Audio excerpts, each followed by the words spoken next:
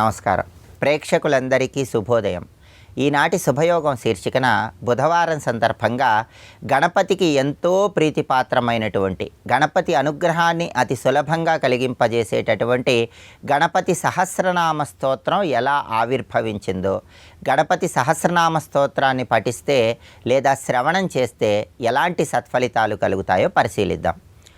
పరమేశ్వరుడు త్రిపురాసురులనేటటువంటి రాక్షసులను సంహరిస్తున్న తరుణంలో ఈ త్రిపురాసురులనేటటువంటి రాక్షసులు ముగ్గురు కూడా 3 వేర్వేరు పురాలలో ఉండి పరమశివుడితో యుద్ధం చేస్తున్నారు.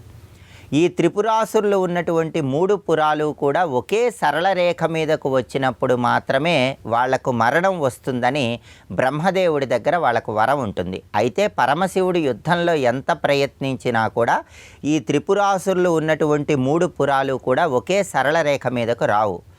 అప్పుడు త్రిపురాసుర సంహారం పరమేశ్వరుడు చేయలేకపోతాడు. ఆ సమయంలో పార్వతీదేవి పరమేశ్వరుడితో, స్వామి, మీరు వినాయకుడి పూజ చేసి యుద్ధానికి వచ్చారా అని అడిగినప్పుడు పరమేశ్వరుడు వినాయకుడిని పూజించటం మర్చిపోయానని చెప్పి పార్వతీదేవితో పలుకుతాడు.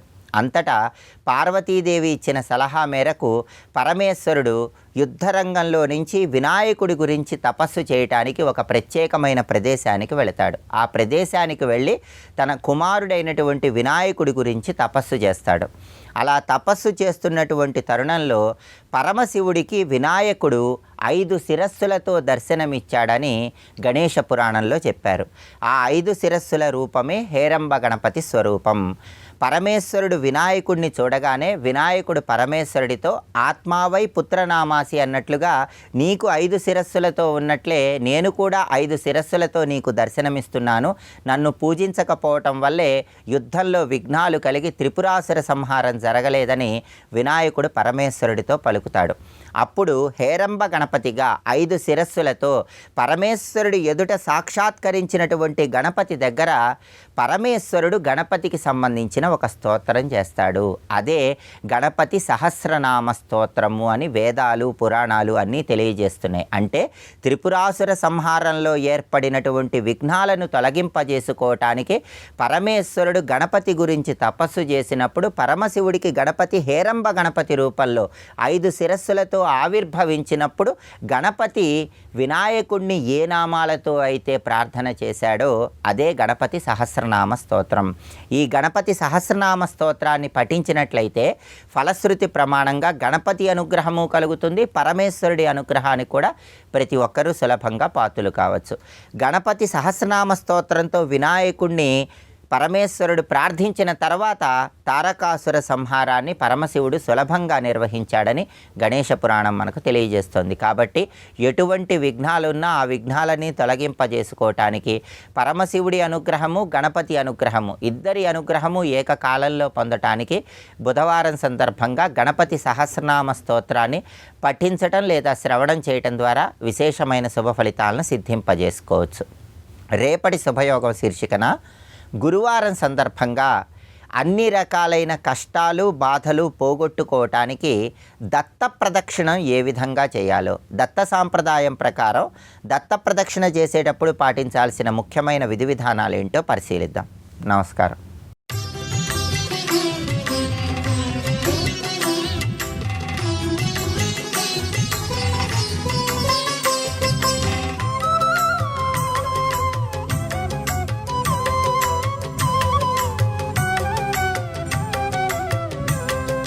ఒకసారి పంచముఖములు, మరొకసారి అనంతముఖములు, దశభుజములు, దశవదనములు ఇలా బహురూపములతో గోచరిస్తున్నది. తర్వాత ద్విభుజగా గోచరించింది, 2 చేతులతో గోచరించిందిట. ఆ స్వరూపాన్ని చూస్తూ ఆనందపరుసరైపోతున్నాడు వ్యాసదేవుడు. క్రమంగా ఆ తేజస్సే మరొక రూపం కనిపించిందిట.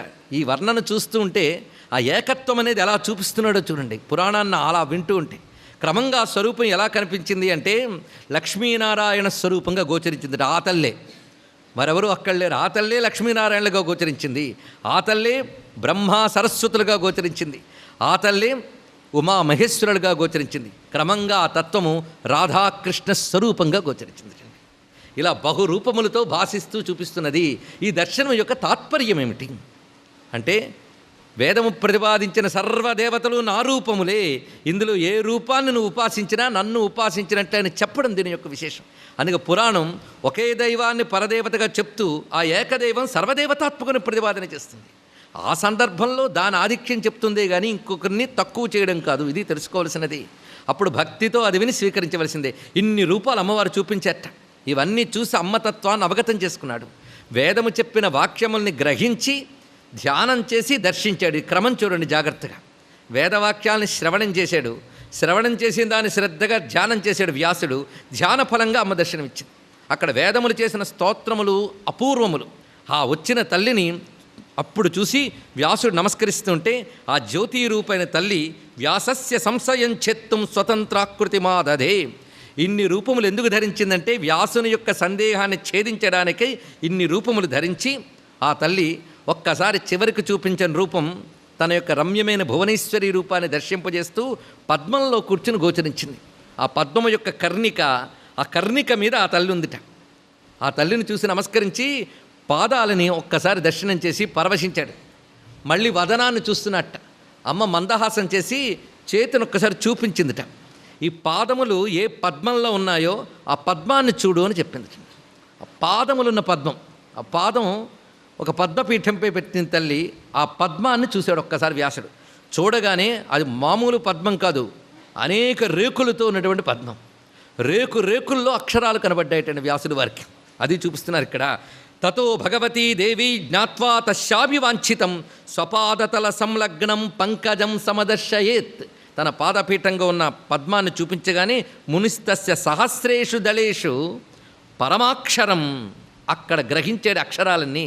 ఈ అక్షరాలన్నీ దర్శన మాత్రం చేత లోపలికి స్వీకరించాడు ఆయన. ఆ రేకుల్లోంచి గ్రహించిన అక్షరాలన్నీ కూర్చి ఒక గ్రంథం చేశాడు. ఆ గ్రంథం పేరే మహాభాగవతం నామ పురాణం సమలోకయత్. ఆయనకు కనబడినటువంటి ఆ పద్మంలో కనబడిన అక్షర సముదాయమే దేవీ భాగవతము. అది ఎక్కడ పుట్టింది? దీన్ని బట్టి వ్యాసుడు రాశాడా? వ్యాసుడికి తల్లి దర్శనమిచ్చింది. అమ్మ కాలి గోళ్లలో బ్రహ్మాండములను చూశారు బ్రహ్మ విష్ణురుద్రులు.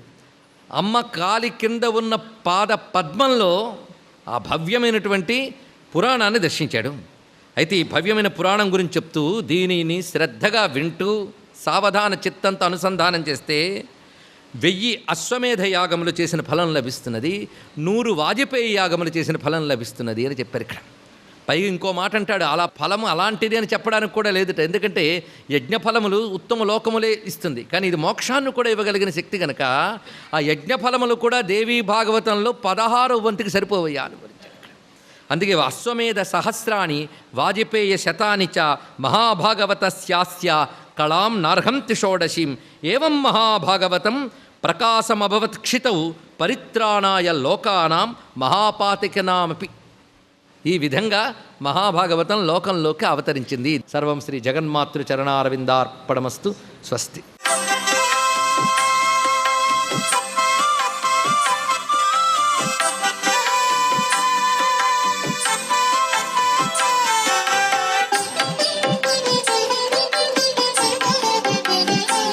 ఓం నమో నారాయణాయ. ఓం నమః శివాయ. శ్రీమాత్రే నమః. మనకి ప్రతి ఒక్క కార్యక్రమం కూడాను చేసేటువంటిది నిర్విఘ్నంగా నెరవేరాలి, ఎక్కడ పొల్లుపోకుండా ఉండాలి. మనం అనుకున్నటువంటి టార్గెట్ రీచ్ అవ్వాలి. అలా రీచ్ అవ్వడానికి ఆటంకాలు కలగకుండా ఉండాలంటే మనం ఎవరిని కొలవాలండి? స్థితిపతి అయినటువంటి గణేశుని కొలవాలి. ఆయన్ని తలుచుకుంటేనే మనం అనుకున్నటువంటి కార్యక్రమాలన్నీ కూడా దిగ్విజయంగా నెరవేర్చుకోవడానికి ఆస్కారం ఉంటుంది.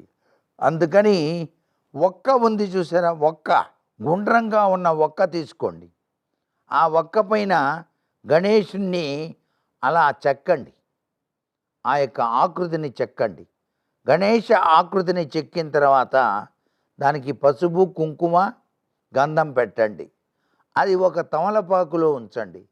తమలపాకులో ఉంచిన తర్వాత గణేశుని యొక్క అష్టోత్తర నామావళి పఠిస్తూ గరికెతో పూజ చేయండి. తెల్ల జిల్లేడు పూలు దొరికితే తెల్ల జిల్లేడు పూలతో కూడా పూజించండి. మీరు ఏ కోరికైతే కోరుకొని నా కార్యక్రమాలన్నీ నిర్విఘ్నంగా నెరవేరాలని చెప్పేసి తలంపుతో ఇటువంటి పూజ చేస్తారో వెనువెంటనే ఆ వినాయకుడు విఘ్నరాజు ఎటువంటి విఘ్నాలు కలగకుండా మీ కోరికలన్నీ కూడా సఫలీకృతం చేయటానికి ఆయన తన దివ్యవంతమైన అనుగ్రహాన్ని ప్రసాదిస్తాడు. ఆ స్వామివారికి గరికెతోటి పూజ చేసిన పిదప బెల్లం ముక్క నైవేద్యంగా పెట్టండి. ఆ బెల్లం ముక్కను మీరు స్వీకరించవచ్చు, లేక దాన్ని తీసుకొని కాకికి కూడాను పెట్టవచ్చు. సర్వే జనా సుఖినో భవంతు.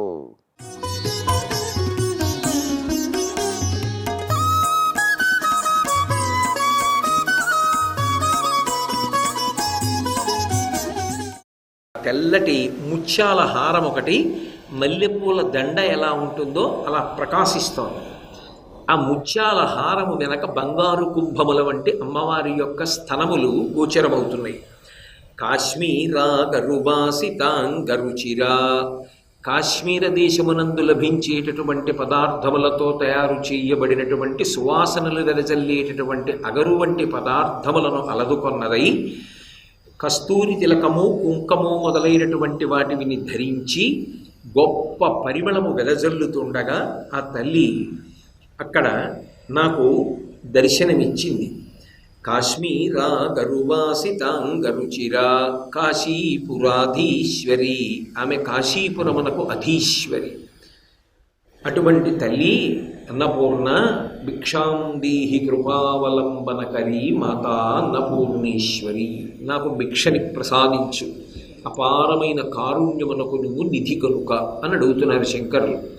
ఇందులో మీరు ఒక మాట జాగ్రత్తగా గమనిస్తే నానారత్న విచిత్ర భూషణకరీ అని మొదలుపెట్టారు. అమ్మవారు ఎన్నో రత్నములు పొదగబడినటువంటి హారములను వేసుకుంటుంది అని లలితా సహస్రనామ స్తోత్రంలో కూడా ప్రతిపాదింపబడింది. మీరు కొన్ని కొన్ని నామాలు పరిశీలిస్తే ఆ నామాలన్నీ కూడా అమ్మవారు పెట్టుకున్నటువంటి ఆభరణముల యొక్క రత్నములు కానీ లేదా రత్నములతో కూర్చబడిన ఆభరణములను గూర్చినటువంటి వివరణ కానీ లేదా అమ్మవారి యొక్క అంగప్రత్యంగములలో కొన్ని రత్న సదృశమైనవి కానీ మీకు కనపడతాయి. ఉదాహరణ చెప్పాలి అంటే కురువిందమణి శ్రేణీ కనత్కోటీరమండిత, అమ్మవారు పెట్టుకున్నటువంటి కిరీటం ఉందే అది బంగారముతో చేయబడి పద్మరాగమునులు పొదగబడి ఉన్నాయి. గొప్ప శోభతో ఉంది ఆ కిరీటం. కురువిందమణి శ్రేణీ కనత్కోటీరమండిత తారాకాంతి తిరస్కారినాసాభరణ భాసురా, నక్షత్రముల యొక్క కాంతిని తిరస్కరించేటటువంటి రీతిలో ఆమె ముక్కుకు పెట్టుకున్నటువంటి ఆభరణము యొక్క కాంతి ప్రకాశిస్తోంది. తార అంటే నక్షత్రము మిణుక్కు మిణుక్కుమని మెరుస్తుంది. నాసాభరణం, ముక్కుకు పెట్టుకున్న ఆభరణంలో పెద్ద పెద్ద రత్నాలు పొదగబడి ఉండవు, అందుకే అది కూడా తళుక్కు తళుక్కుమని మెరుస్తూ కనపడుతోంది. అందుకే తారా కాంతి తిరస్కారినాసాభరణ భాసురా తాటంకయుగళీభూత తపనోడుపమండల, అసలు సజీవరత్నాలు. సూర్యచంద్రులు ఇద్దరినీ కూడా తన చెవులకు తాటంకములుగా ఆమె అలంకారం చేసుకుంది, చివిభూషణములుగా. అలాగే ఆ తల్లి కామీ శబద్ధ మాంగల్య సూత్ర శోభిత కంధర, మహాకామేశ్వరుడు మెడలో కట్టినటువంటి మంగళసూత్రము శతమానములతో ఆమె యొక్క మెడలో ప్రకాశిస్తోంది. సర్వం శ్రీ ఉమామహేశ్వర పరబ్రహ్మార్పణమస్తు. స్వస్తి.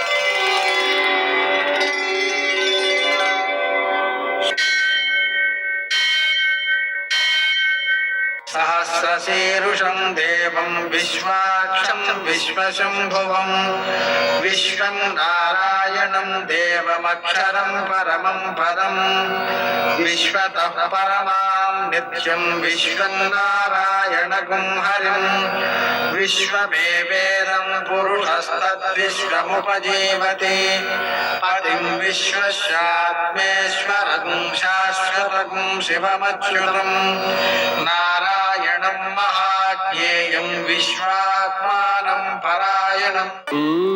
శౌర్యమథేందురింద్రపదవీ సన్మంగళం మంగళం. ఆపదామపహర్తారం దాతారం సర్వసంపదాం లోకాభిరామం శ్రీరామం మోక్షదంతం నమామ్యహం. నేటి కాలమాన విశేషాలను గమనిద్దాం. స్వస్తి శ్రీ చాంద్రమాన విశ్వావసనామ సంవత్సరం దక్షిణాయనం శరదృతువు ఆశ్వయుజమాసం కృష్ణపక్షం బుధవారం. సూర్యోదయం 6:12 సూర్యాస్తమయం 5:51. తిథి నవమి ఉదయం 10:36 వరకు, నక్షత్రం పుష్యమి మధ్యాహ్నం 12:02 వరకు, వర్జం రాత్రి 1:13 నుంచి 2:52 వరకు, దుర్ముహూర్తం ఉదయం 11:38 నుంచి మధ్యాహ్నం 12:25 వరకు, అమృతకాలం శేషంగా మిగిలింది ఉదయం 7:13 వరకు. రాహుకాలం బుధవారం కాబట్టి మధ్యాహ్నం 12 నుంచి 1:30 వరకు, శుభప్రదమైన సమయం ఉదయం 11 గంటలకి. నేటి విశేషం బుధవారం హయగ్రీవునికి చాలా ప్రీతికరమైనది. హయగ్రీవుడు అంటే గుర్రము తల కలిగినటువంటి విష్ణుమూర్తి. లక్ష్మీ హయగ్రీవ అనేటువంటి నామాన్ని స్మరించడం. జ్ఞానానందమయం దేవం నిర్మల స్ఫటికాకృతిం ఆధారం సర్వ విద్యానాం హయగ్రీవముపాస్మహే అనే మంత్రాన్ని జపించుకోవడం. పెసలతో తయారు చేసినటువంటి పాయసాన్ని నివేదించి విద్యార్థులకు ప్రసాదంగా పెట్టడం. వీటి వల్ల జ్ఞాపక శక్తి విద్యార్థులలో బాగా పెరుగుతుంది. బాలరామాయణాన్ని పిల్లలతో కలిసి చదవడం ద్వారా వాళ్ళల్లో సద్బుద్ధులు కలిగి ఉత్తమ పౌరులుగా తీర్చిదిద్దబడతారు. నేటి ఆణిముత్యాలు.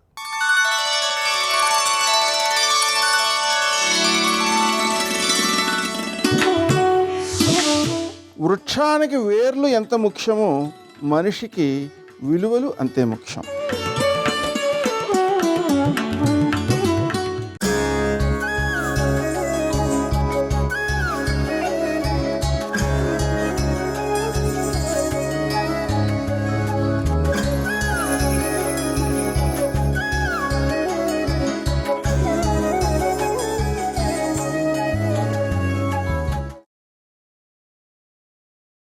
యాదవుల జయ జయధ్వనాలు మిన్నుముట్టాయి. పౌండ్రుకుడి మరణంతో ఇతర సామంతరాజులంతా యుద్ధం ఆపేశారు. వాళ్ళకంతే ఇంకా అయ్యో లబోదిబో అని కొట్టుకుంటూ పారిపోయారు. ఒక్క బోయరాజు ఏకలవ్యుడు మాత్రం బలరాముడి మీదికి దూకి గదతో కొట్టాడు. దానితో ఆగ్రహించిన బలరాముడు ఏకలవ్యుడి ఊహించలేనంత పెద్ద గద తీసుకొని ఏకలవ్యుడి వైపు పరిగెత్తాడు. ఆ గదను బలరాముడి ఆవేశాన్ని చూసేసరికి ఏకలవ్యుడికి గుండె ఠారెత్తి తన గదను పక్కకు పారేసి సముద్రం వైపు పరిగెత్తాడు. ఇది ఎక్కడ ఇంతగా వచ్చేస్తున్నాడని చెప్పేసి ఏకలవ్యుడు పరిగెత్తిపోయాడట. బలరాముడు వెంటబడ్డాడు. కానీ ఏకలవ్యుడు సముద్రంలోకి దూకేసి 5 యోజనాల లోపలికి ఈదేసి ద్వారకా దీపాన్నే దాటి మరో దీపంలోకి వెళ్ళిపోయాడు. దాంతో బలరాముడు వాణ్ణి వదిలేసి వెనక్కు వచ్చి తన వారంతా ఎక్కడున్నారా అని చూసుకున్నారు. చాలా పెద్ద యుద్ధం అయిపోయింది కదా. వాళ్ళంతా అప్పటికే యుద్ధరంగాన్ని వదిలిపెట్టేసి సుధర్మ అనే యాదవ రాజసభలో సమావేశమై ఉన్నారని తెలిసి బలరాముడు తాను కూడా ఆ సభకే చేరాడు. అంతట్లోపల సభ జరిగిపోతున్నది. సభలోని వారంతా బలరాముడి కోసమే ఎదురు చూస్తున్నారు. ఆయన రాగానే అందరూ పౌండ్రక సంహార నిమిత్తంగా శ్రీకృష్ణుడు అనేక రకాలుగా అభినందించారు. అందరికీ నిద్ర చెడిపోయింది. అప్పుడు శ్రీకృష్ణుడు లేచి నిలబడి సభలోని వారందరినీ నమస్కరించి ఇలా ప్రసంగించాడు. యాదవ వీరులారా, మీ అందరితో చెప్పినట్లుగానే నేను కైలాస శిఖరానికి వెళ్ళి శంకర భగవానుణ్ణి దర్శించాను. నా తపస్సుకు ఆయన సంతోషించి నాకు వరాలు ఇచ్చాడు. ఇంతలో దేవగణాలు, మునిగణాలు, శంకరుడి భూతగణాలు మొదలైన వారంతా మా ఇద్దరి సమావేశాన్ని చూడటానికి అక్కడికి వచ్చారు. శంకర భగవానుడు వారందరి సమక్షంలో నన్ను స్తుతించి తిరిగి వెళ్ళిపోయాడు. మరో ముఖ్య విషయం మరిచిపోయాను. నేను తపస్సు మొదలెట్టే ముందు రాత్రి 2 భయంకర పిశాచాలు నా దగ్గరకు వచ్చి నన్నే స్తుతిస్తూ నా కథలే చెప్పుకుంటూ నేను చూస్తూ ఉండగానే ఘోరంగా మృగాలను వేటాడారు. ఇంతలో నన్ను గుర్తించి నా దగ్గరకు వచ్చి నాకు నమస్కరించారు. నేను వారిద్దరినీ భక్తికి మెచ్చి వారిద్దరిని స్వర్గానికి పంపించి అక్కడి నుంచి శంకర భగవానుడి దగ్గరికి వెళ్ళాను. తన కథ అంతా చెప్పుకొచ్చాడు. ఆ తర్వాత జరిగిన విషయాలు మీకు చెప్పాను కదా, నేను తిరిగి వస్తూ ఉండగా దారిలోనే పౌండ్రికుడు ముట్టడి వార్త తెలిసింది నాకు. మీరందరూ ఎంతో జాగ్రత్తగా నగర రక్షణ చేశారు. నాకు చాలా సంతోషమైంది. నేను చెప్పినట్టే జాగ్రత్తగా ఉన్నారు. నాకు అదే చాలు. నేను లోపల ఉన్నట్టే మీరు ఈ యుద్ధాన్ని చేశారు. అందరికీ శుభమగుగాక అన్నాడు కృష్ణుడు. మీ అందరూ ఈ నగరాన్ని రక్షించారు. శ్రీకృష్ణుడి ప్రసంగంతో ఆ సభ ముగింపుకు వచ్చింది. యాదవులంతా ఎవరి ఇళ్లకు వారు వెళ్ళిపోయారు. శ్రీకృష్ణుడు కూడా రుక్మిణి సత్యభామల దగ్గరకు వచ్చి జరిగినదంతా చెప్పాడు. జనమేజయ మహారాజా, శ్రీకృష్ణుడు కైలాస పర్వతానికి ఎందుకు వెళ్ళాడు? ఈయనకి ఇది ప్రశ్న పట్టుకుంది. శివకేశవ సమావేశం ఎలా జరిగింది అని నువ్వు అడిగావు కదా. పూర్వాపర సందర్భాలతో సహా ఆ కథంతా నీకు చెప్పాను ఇప్పుడు ఇంతవరకు. ఆ విధంగా శత్రు సంహారం చేసిన శ్రీకృష్ణుడు ఆ తర్వాత చాలా కాలం ద్వారకా నగరంలోనే నివసించాడు. ఆయన దేవతలను, మునులను, బ్రాహ్మణులను రక్షిస్తూ ఉండేవాడు. గోదానాలు చేసేవాడు, అగ్నిహోత్రానుష్ఠానం చేసేవాడు, వేదాధ్యయనం చేసేవాడు, యజ్ఞాలతో దేవతలను, శ్రాద్ధ తర్పణాదులతో పితృదేవతలను తృప్తిపరిచేవాడు. ఆయన రక్షణలో ప్రజలంతా సుఖంగా ఉండేవారు కృష్ణ రాజ్యంలో. కథ వింటున్న జనమేజయ మహారాజు ఇలా అడిగాడు. వైశంపాయన మహర్షి గారు, శ్రీకృష్ణ కథలను వింటుంటే ఎవరికి తృప్తి కలుగుతుంది? వింటూనే ఉండాలి. తృప్తి అనేది లేదు. శ్రీకృష్ణ కథాశ్రవణం కంటే మించిన పురుషార్థం ఇంకేముంది? ఇవి ఏదీ లేదు. ఇక అంతకన్నా మహాయజ్ఞం లేదు. శ్రీకృష్ణ కథాసారం, కథా ఆనందాన్ని వింటూ వింటూ ఇంకా వింటుండాలా అనేదే. పూర్వం మీరు ఒకసారి మాటల ప్రసంగాల్లో హంస డింబకులనే రాజపుత్రులకి, విచక్రుడనే దానవుడికి స్నేహం కుదిరిందని, వారందరికీ శ్రీకృష్ణుడితో యుద్ధం జరిగిందని చెప్పారు. రాజపుత్రులకి దానవుడికి స్నేహం ఎలా కుదిరింది? కుదిరితే మాత్రం శ్రీకృష్ణుడితో వైరం ఎందుకు వచ్చింది? దయతో వివరాలని చెప్పు అన్నాడు. అప్పుడెప్పుడో చెప్పింది ఒక్కటి కూడా అడగటం, ఇది వదలటం లేదు. అన్నీ అడుగుతున్నాడు జనమేజయుడు. ఆయన నోట్లో, వైశంపాయన నోట్లో వచ్చిన మాట సంశయం ఎక్కడొస్తుందో అక్కడంతా అడుగుతూనే ఉన్నాడు. అందుకే మనకి ఇటువంటి మనకు హరివంశం మనకు దొరికింది, లేకపోతే దొరకదు. వైశంపాయనుడు తన కథనాన్ని ఇలా కొనసాగించాడు. రాజా, పూర్వం సాల్వ దేశానికి బ్రహ్మదత్తుడు అనేటువంటి మహారాజు ఉండేవాడు. అతడి హృదయం చాలా పవిత్రమైనది. వేదాధ్యయనం చేసినవాడు, అనేక యజ్ఞాలను చేసినవాడు, బ్రహ్మజ్ఞానం కూడా గలవాడు. అతడికి 2 భార్యలు ఉండేవారు బ్రహ్మదత్తుడికి. అయినా ఎంతకాలానికి సంతానం కలగలేదు. బ్రహ్మదత్తుడు సంతానం కోసం చాలా పరితపిస్తూ ఉండేవాడు. బ్రహ్మదత్తుడికి మిత్రసహుడు అనే బ్రాహ్మణ మిత్రుడు ఒకడు ఉండేవాడు. ఈ బ్రాహ్మణుడు మహాయోగి, వేదాంత తత్పరుడు. అయినా ఇతడికి కూడా సంతానం కలగలేదు. ఇతడు సంతానం కోసం ఆరాటపడుతూ ఉండేవాడు. కొంతకాలం పోయాక బ్రహ్మదత్తుడు సంతానం కోసం తన 2 భార్యలతో కలిసి 10 సంవత్సరాల పాటు శంకర భగవానుని అర్చన చేశారు. అదే సమయంలో అతడి మిత్రుడైనటువంటి మిత్రసహుడు 5 సంవత్సరాల పాటు కేశవార్చన చేశాడు. అంటే విష్ణు అర్చన చేశాడు. ఆ కేశవార్చన చేశాడు. ఆయన శివ అర్చన చేశాడు. బ్రహ్మదత్తుడి దీక్ష పూర్తి అయ్యాక శంకరదేవుడు అతనికి కలలో దర్శనమిచ్చి ఏం కావాలో వరం కోరుకోమన్నాడు. బ్రహ్మదత్తుడు స్వామికి నమస్కరించి, నా భార్యలు 2కి చెరో పుత్రుడు జన్మించాలి అని కోరుకున్నాడు. శంకరుడు తథాస్తు అని కలలోనే అంతర్ధానమైపోయాడు. మిత్రసౌడికి కూడా కేశవ భగవానుడు అలాగే కలలో దర్శనమిచ్చి వరం కోరుకోమన్నాడు. మిత్రసౌడు, నీతో సమానమైన పుత్రుడు ఒకడు నాకు కావాలి అని కోరుకున్నాడు. కేశవవానుడు సరే అని అన్నాడు. కొంతకాలం అయ్యాక ముగ్గురి భార్యలు ఇంచుమించు ఒకేసారి గర్భం ధరించి అందరూ మగపిల్లలనే కన్నారు. రాజుగారు తన పెద్ద కొడుకుకి హంసుడు అని, రెండవ కొడుకుకి డింబకుడు అని పేరు పెట్టుకున్నారు. మిత్రసవుడు తన పుత్రుడికి జనార్దనుడు అని పేరు పెట్టుకున్నారు. ఈ ముగ్గురు పిల్లలు సమవయస్కులు కనుక సమంగానే పెరుగుతూ కలిసే వేదాధ్య విద్యలు కూడా అభ్యసిస్తూ మంచి మిత్రులయ్యారు ముగ్గురు కూడా. వారు ముగ్గురు ధనుర్వేదంలో కూడా మంచి నిపుణులయ్యారు. పూర్వకాలంలో వేదాధ్యాయనం జతకి ధనుర్విద్య కూడా నేర్చుకునేవాళ్ళు.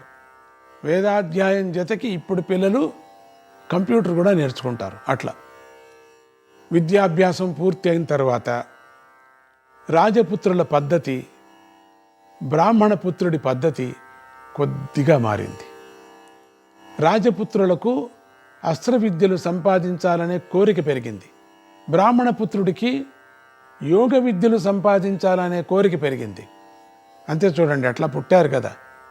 రాజపుత్రులైనటువంటి హంస డింబుకలకు ఇద్దరు శివభక్తులుగాను, మిత్రసౌడి పుత్రుడైనటువంటి జనార్దనుడు విష్ణుభక్తుడుగాను రూపొందారు. వారి మైత్రి మాత్రం అవిచ్ఛిన్నంగా ఉంది. రాజపుత్రులైనటువంటి హంస డింబకులు హిమాలయ పర్వతానికి వెళ్ళిపోయి అక్కడ తీవ్రమైనటువంటి నియమాలను స్వీకరించి శివుడి గురించి ఘోర తపస్సు చేశారు. ఎందుకంటే శివానుగ్రహంతో పుట్టిన వాళ్ళు కదా. వాళ్ళు క్రమక్రమంగా ఆహారం మానేసి మొదట్లో జలమే ఆహారంగా, తరువాత వాయువే ఆహారంగాను తమ యొక్క తపోదీక్షను పెంచారు. వాళ్ళు నిరంతరము శివనామాలనే జపిస్తూ ఉండేవాళ్ళు. ఆ నామాలలో శివ, నమ శివాయ, నీలగ్రీవ శివ, ఉమాపతి అటువంటి పదాలతో పాటు వాసుదేవ, అచ్యుత, ప్రణవస్వరూప ఇత్యాది పదాలు కూడా ఉండేవి. ఇలా 5 సంవత్సరాలు వ్రతదీక్షలో తపస్సు చేసే వాళ్ళంతా చేసేసరికి త్రినేత్రుడైనటువంటి శంకర భగవానుడు వ్యాఘ్ర చర్మాన్ని ధరించి వాళ్ళకి ప్రత్యక్షంగా దర్శనమిచ్చి, వత్సలారా వరాలు కోరుకోండి, మీరు కోరినవన్నీ ఇస్తానన్నాడు. అప్పుడు ఆ సోదరులు ఇలా కోరుకున్నారు, భగవన్, దేవతలు కానీ, దానవులు కానీ, గంధర్వులు కానీ, యక్షులు కానీ మమ్మల్ని గెలవటానికి వీలు లేదు. ఇది మా మొదటి వరం. మాకు మహేశ్వరాస్త్రము, రౌద్రాస్త్రము, బ్రహ్మశిరోనామాకాస్త్రము మొదలైన వాటితో సహా అన్ని రహస్యాస్త్రాలు స్వాధీనమైపోవాలి. మాకు ఇతరులు ఛేదించటానికి సఖ్యంగాని కవచాలు, ధనస్సులు, గండ్రగొడ్డలి కావాలి. మేము యుద్ధాలకు వెళ్ళేటప్పుడు మాకు సహాయకంగా ఉండేందుకు నీ భూతగణాల్లో నుంచి 2 ప్రముఖులను మాతో పంపించు. ఇది 4వ వరం అని కోరుకున్నారు. శంకరదేవుడు వారి కోరికలను సరే అంటూ తన దగ్గర ఉండే భూత నాయకులలో భృంగి, రిటుడు అనే 2 పిలిచి, మీరిద్దరూ వీళ్ళిద్దరికీ యుద్ధాలలో సహాయంగా ఉండండి, రక్షగా ఉండండి అని చెప్పి అంతర్ధానమైపోయాడు. వెంటనే హంస డింబుకల 2 చేతుల్లోకి కొత్త ధనస్సులు, గండ్రగొడ్డళ్ళు, ఒంటి మీదికి కవచాలు వచ్చేశాయి. అస్త్రమంత్రాలు కూడా స్వాధీనమైపోయాయి.